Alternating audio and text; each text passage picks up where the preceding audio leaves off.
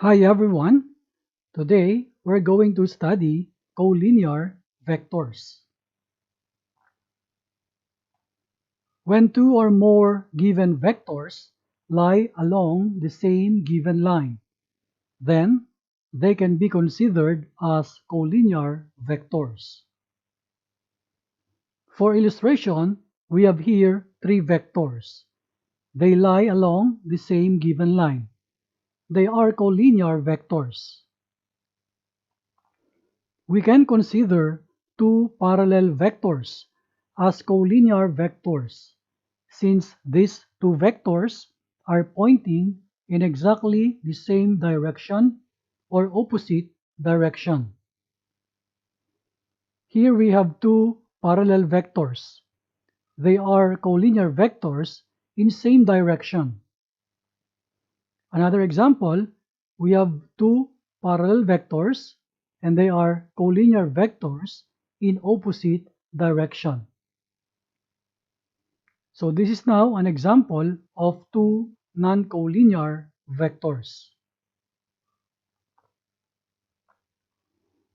If vector u and vector v are collinear vectors, then we can find a scalar k such that vector u equals k times vector v.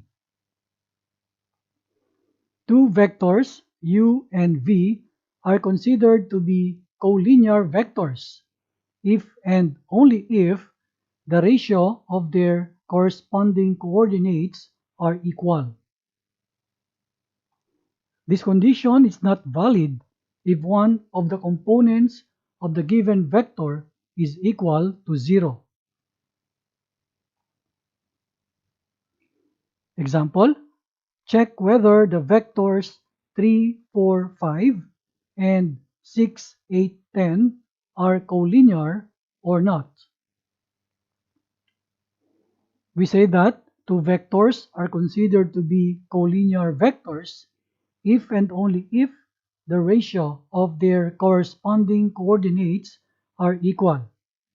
So what we're going to do here, we're going to put a ratio of the coordinates respectively.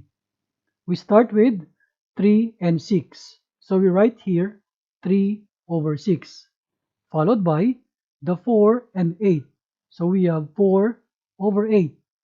We can see that 3 over 6 is equal to 4 over 8. Then we have 5 and 10.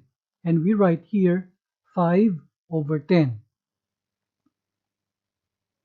Here, the ratios of the corresponding coordinates are equal. We can simplify each of these into 1 over 2, or 1/2. Therefore, the two vectors are collinear.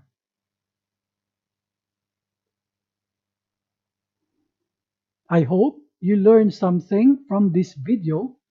See you again next time.